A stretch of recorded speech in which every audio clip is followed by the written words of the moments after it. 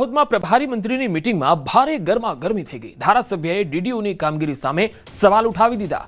MLA Mahesh Bhuriya અધિકારીઓ પર વરસી ગયા। ડીડીઓ મનસ્વી વહીવટ ચલાવતા હોવાનો એમએલએનો આરોપ। મંત્રી અર્જુનભાઈ મોઢવાડિયાની હાજરીમાં એમએલએના આક્ષેપો જોવા મળ્યા। મનરેગા સહિતના કામો ન થતા હોવાનો આરોપ લગાવ્યો। સંકલન દિશાની બેઠકમાં ડીડીઓ હાજર ન રહેતા હોવાનો પણ તેમણે દાવો કર્યો। जिला विकास अधिकारी मनस्वी रीते 12,000 कुआ आपी दीधा। तो एक कुआ माटे मैं एने पासे प्रश्न कर्यो नथी जवाब એટલે પાછા હમણાં 5,000 कुआ एक મહિનામાં આપી દીધા। માત્ર ને માત્ર મહાત્મા ગાંધી રાષ્ટ્રીય રોજગાર યોજના અધિકારી એની ગુડબુકમાં સરકારશ્રીની ગુડબુકમાં કામગીરીમાં હું પ્રથમ નંબરે છું। સારી કામગીરી આ રીતે અબજો કરોડ રૂપિયા આપી દીધા। પ્રભારી સાહેબ એવું છે, અધિકારીઓને એવું છે, अधिकारियों अधिकारी शासन चलावे छे। धारासभ्य कोई प्रोटोकॉल पर धराता नहीं। धारासभ्य ने એવું છે અધિકારીઓને સામે અધિકારી છે। સુરતમાં લસકાણામાં નકલી તબીબ પકડાયો। ડિગ્રી વગર લોકોની સારવાર કરતો હતો। 10 પાસ તબીબ ચલાવતો હતો ક્લિનિક। પોલીસે નકલી તબીબની ધરપકડ કરી લીધી છે। અગાઉ પણ આરોપીની ધરપકડ થઈ ચૂકી છે। આરોપીએ જામીન પર છૂટ્યા બાદ ફરીથી ક્લિનિક શરૂ કરી દીધું હતું। આરોપી સામે કડક કાર્યવાહીની માંગ ઉઠી છે। शिवम क्लिनिक नाम का यहाँ पे एक डॉक्टर बिना डिग्री का है। ये 10वीं पास है और इसके पास कोई भी किसी भी जात का कोई भी डिग्री नहीं है। इसका नाम है कमलेश रामदेव राय। ये सीतामढ़ी बिहार का रहने वाला है। इसके पास से सर्जिकल किट, सिलाई किट्स है, दवाई बहुत सारी अलग अलग तरीके की दवाई है, डायबिटीज़ की गोलियां हैं और जो जनरल फिजिशियन की जितनी भी दवाइयां हैं, एलोपैथिक दवाइयां, वो पूरा जत्था इसके पास से बरामद हुआ है। ગુજરાત ભાજપ પ્રદેશ અધ્યક્ષ આજે ભાવનગરની મુલાકાતે હતા। ભાવનગર ખાતે ભાજપ ગુજરાત પ્રદેશ અધ્યક્ષ જગદીશ વિશ્વકર્માએ સુપ્રસિદ્ધ તીર્થધામ રાજપરા મુકામે બિરાજમાન આઈ શ્રી ખોડિયાર માતાના દર્શન કર્યા। આ પ્રસંગે રાજ્ય સરકારના મંત્રી જીતુભાઈ વાઘાણી, કૌશિક વેકરિયા, સાંસદ નીબુબેન બાંભણિયા તેમજ ધારાસભ્યો સહિત પદાધિકારીઓ ઉપસ્થિત રહ્યા।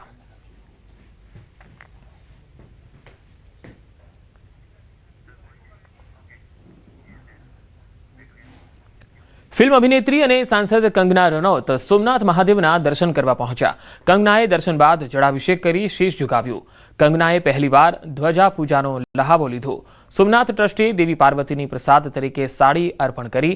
कंगनाए आध्यात्मिक पर्यटन ने प्रोत्साहन आपवा पीएम मोदीना प्रयासोनी प्रशंसा करी।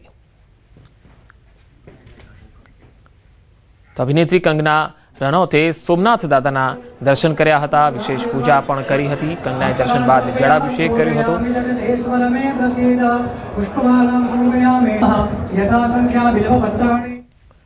केंद्रीय गृहमंत्री 2 દિવસ गुजरातना प्रवासे छे। अमित शाह आज भावनगर में सभा गजवशे। प्रदेश प्रमुखनी नियुक्ति बाद अभिवादन सभा योजाशे। प्रदेश प्रमुख 1,51 पुस्तकों भेट आपशे। केंद्रीय गृहमंत्री कार्यालयनुं पण लोकार्पण करवाना छे।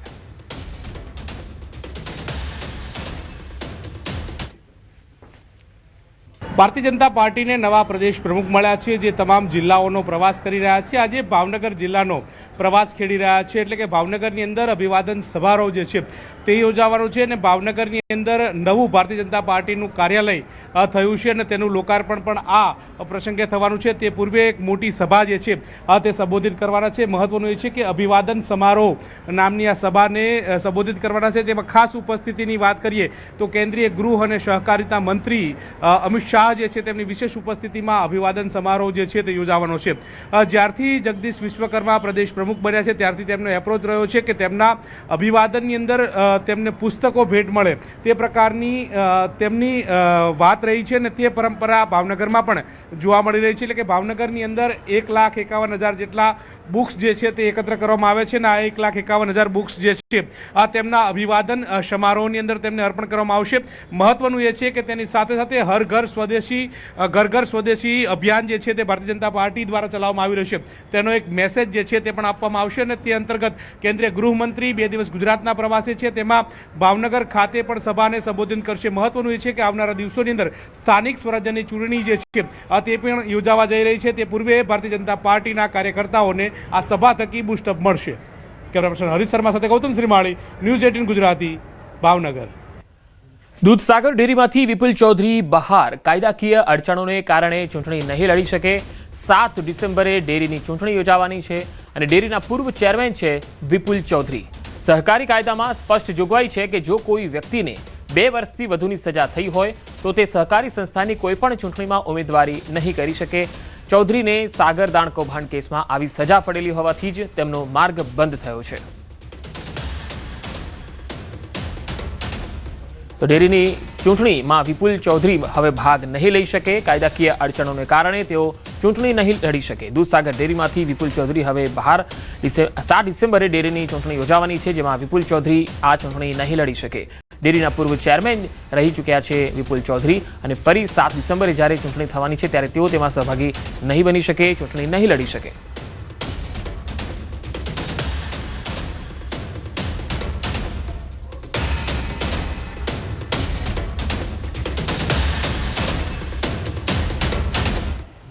દાદરા નગર હવેલીમાં ચોંકાવનારી ઘટના બની। પેટ્રોલ પંપ પર એક કાર આવી અને આ કાર ચાલક ડીઝલની ટાંકી ફૂલ કરાવીને પૈસા આપ્યા વગર જ ફરાર થઈ ગયો।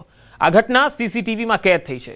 3 થી વધુ પેટ્રોલ પંપ પર આવા બનાવો બન્યા। સેલવાસના નરોલી વિસ્તારમાં આવેલા એક પેટ્રોલ પંપ પર નંબર વગરની એક બ્લેક સ્કોર્પિયો ડીઝલ ભરાવા આવે છે, જ્યાં પેટ્રોલ પંપના કર્મીઓ ગાડીમાં ડીઝલ ભરી ટાંકી ફૂલ કરી ત્યારબાદ બિલ ચૂકવવા ચાલકે પેટ્રોલ પંપના કર્મીને QR કોડ સ્કેન કરવા માટે મોબાઈલ આપ્યો હતો। ત્યારબાદ QR કોડ સ્કેન કરી ચાલકને મોબાઈલ પાછો આપતા પૈસા ચૂકવ્યા વિના જ આ સ્કોર્પિયો ચાલક પંપ પરથી ફરાર થઈ ગયો। અત્યાર સુધીમાં 3 થી વધુ પેટ્રોલ પંપ પર આવી ઘટનાઓ બની હોવાના સીસીટીવી ફૂટેજ સામે આવ્યા છે। તો તમે તસવીરોમાં જોઈ શકો છો, 3 થી વધુ પેટ્રોલ પંપ પર આવા બનાવો બન્યા છે। ઘણા લોકો આવા ગાડીઓમાં પેટ્રોલ પંપ પર જાય છે, પેટ્રોલ પુરાવે છે અને પછી જ્યારે પૈસા આપવાના થાય છે ત્યારે ફરાર થઈ જાય છે।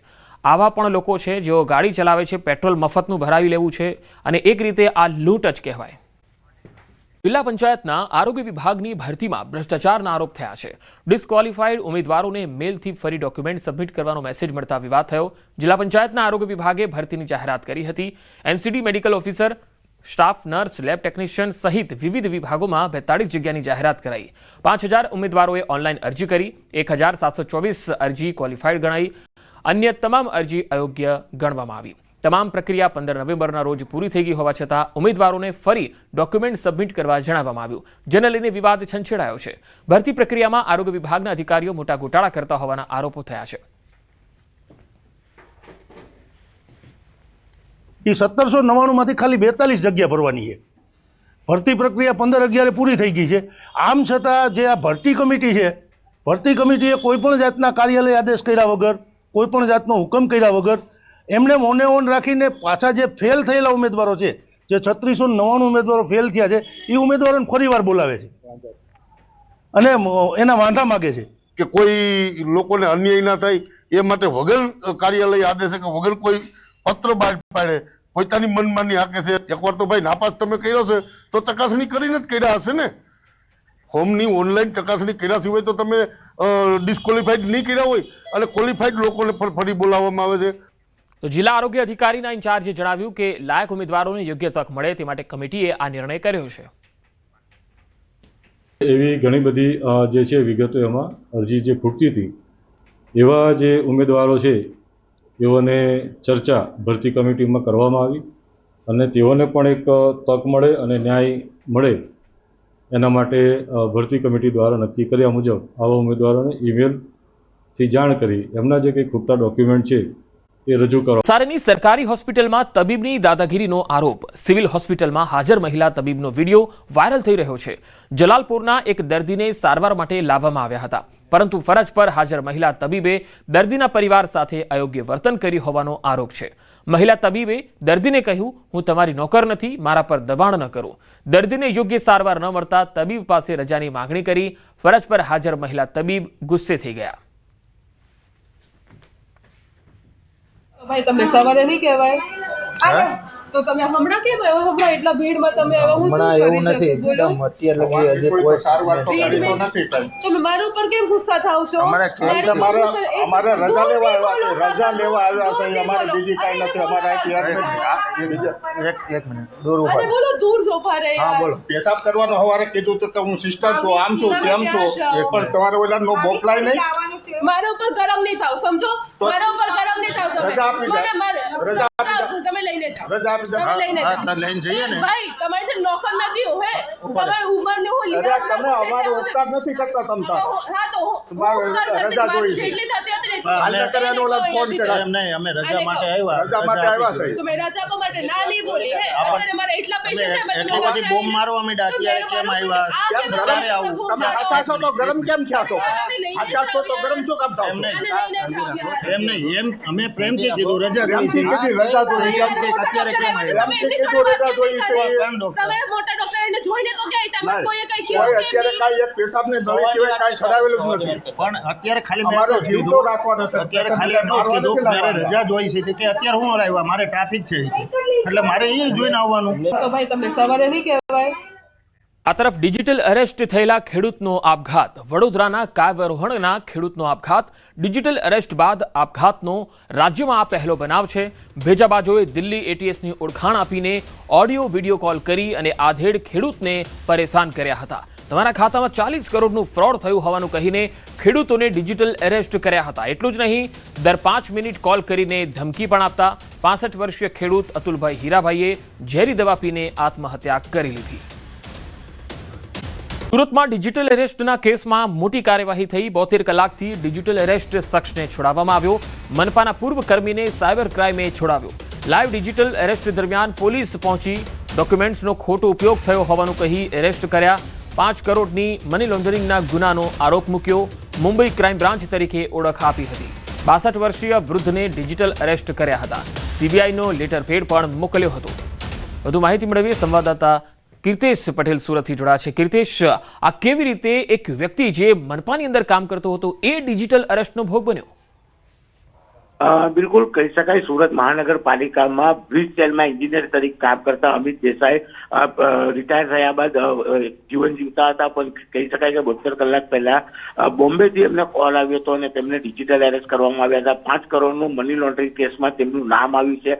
તેમનો આધાર કાર્ડનો ઉપયોગ કરવામાં આવ્યો અને ધીરે ધીરે આ વાત શરૂ કરવામાં આવી. પહેલા પોલીસ અધિકારી અને ત્યારબાદ જે સુરતના અમિત દેસાઈ જે મહાનગરપાલિકાના અધિકારી છે તેમને બીવડાવવા માટે કોર્ટ ઊભી કરવામાં આવી હતી. આવા જ એક કેસમાં એક વ્યક્તિને સજા પણ સંભળાવવામાં આવી હતી. એટલે કે જે અધિકારી છે તે ગભરાઈ ગયા હતા. પણ આ તમામ વાતની જાણકારી સુરત સાયબર સેલની ટીમને મળતા તે તાત્કાલિક અમિતભાઈના ઘરે પહોંચી હતી અને તે સમયે આરોપીઓ દ્વારા અમિતભાઈ પાસે પૈસાની માંગણી કરવામાં આવતું. ડિજિટલ એરેસ્ટની લાઈવ મુવમેન્ટ ચાલી રહી હતી. પણ કહી શકાય કે સુરત સાયબર ક્રાઇમની ટીમ દ્વારા જે અધિકારી 62 વર્ષીય અધિકારી છે તેમને ઉગારી લેવામાં આવ્યા છે અને આ મામલે ગુનો દાખલ કરી તપાસ શરૂ કરવામાં આવી છે. ખાસ કરી આરોપીઓ દ્વારા મની લોન્ડરિંગ કેસમાં પોલીસ અધિકારીઓ, સીબીઆઈના અધિકારીઓ, જજ, આ તમામ લોકો તેમના સામે વિડીયો કોલ પર એક બાદ એક આવ્યા હતા અને 72 કલાક સુધી તેમને ડિજિટલ એરેસ્ટ રાખ્યા હતા અને પૈસાની માંગણી શરૂ કરી.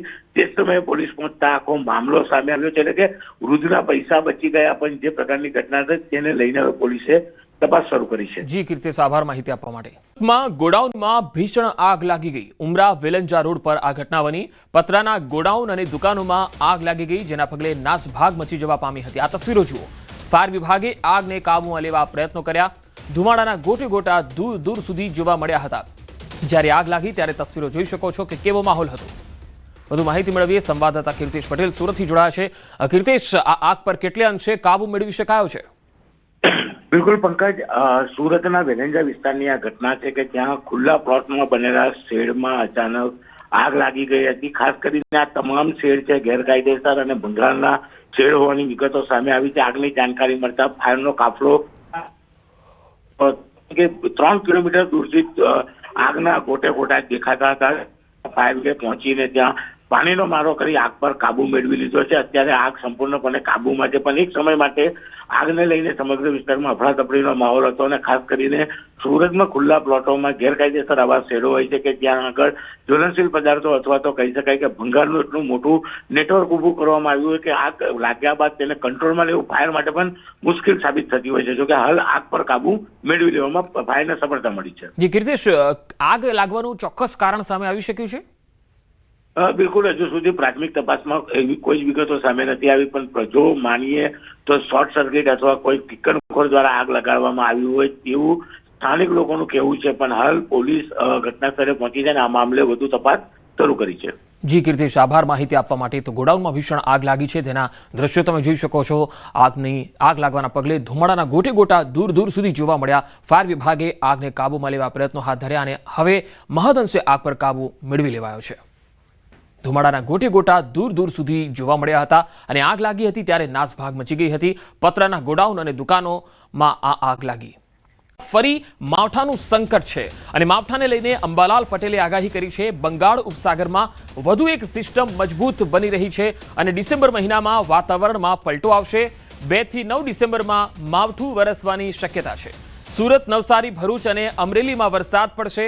વાદળછાયા વાતાવરણ વચ્ચે છૂટો છવાયો વરસાદ વરસી શકે। ડિસેમ્બર મહિનામાં કાતિલ ઠંડીની પણ આગાહી કરાઈ છે। માવઠાની આગાહીને લઈ ખેડૂતો ચિંતિત બની ગયા છે। 2 ડિસેમ્બરથી ડિસેમ્બરના પ્રથમ સપ્તાહમાં હવામાનમાં પલટો આવશે અને વાદળો આવવાની શક્યતા રહેશે। સવાર અથવા તો બપોરના બાદમાં વાદળો જણાશે અને નવસારી, ભરૂચ, સુરત આ ભાગોમાં ક્યાંક વરસાદી છાંટા પડવાની શક્યતા રહેશે। તો ઠંડીને લઈને હવામાન નિષ્ણાત અંબાલાલ પટેલે આગાહી કરી છે। લઘુત્તમ તાપમાનમાં વધારો થવાની શક્યતા। બંગાળ ઉપસાગરમાં વધુ એક સિસ્ટમ મજબૂત થઈ રહી છે। તોફાની સિસ્ટમના કારણે ગુજરાતનું હવામાન બદલશે। આવતીકાલથી વાદળો આવવાની પણ શક્યતા જોવા મળશે। લઘુત્તમ તાપમાનમાં વધારો થવાની શક્યતા રહેશે।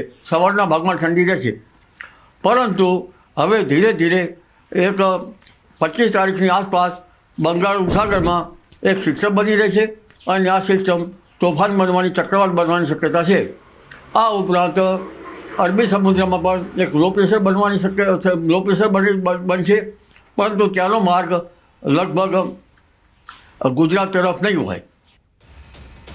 તો આગામી 5 દિવસ વાતાવરણ સૂકું રહેશે। હવામાન વિભાગે કરી છે આગાહી। પવનની દિશા પૂર્વ દિશા તરફની થઈ પવન ફૂંકાતા તાપમાનમાં વધારો થશે। આગામી 3 દિવસમાં 2 થી 3 ડિગ્રી તાપમાન વધશે। રાજ્યમાં સૌથી ઠંડુ શહેર નલિયા નોંધાયું છે। आज का जो फोरकास्ट है 20 से लेकर 26 नवंबर तक मौसम आमतौर पर शुष्क रहने का पूर्वानुमान है और जो न्यूनतम मिनिमम टेम्परेचर है इसमें अगले 3 दिन 2 से 3 डिग्री सेंटीग्रेड बढ़ने की संभावना है और उसके आगे कोई बड़ा बदलाव नहीं रहेगा। और जो कोस्टल एरिया में आज का जो विंड का दिशा था उत्तर से उत्तर पूर्व दिशा में से था। गुजरात का दोनों उत्तर दक्षिण गुजरात के जो तटीय क्षेत्र है और उसका जो स्पीड था 15 से 20 नॉट था। और जो हमारा अहमदाबाद के लिए आज का जो फोरकास्ट है क्लियर स्काई है और मिनिमम टेम्परेचर जो है न्यूनतम तापमान 15 डिग्री सेंटीग्रेड के आसपास रहने का पूर्वानुमान दिया गया है। सबसे कम तापमान रिकॉर्ड हुआ है नलिया में, वो 10.8 डिग्री सेंटीग्रेड।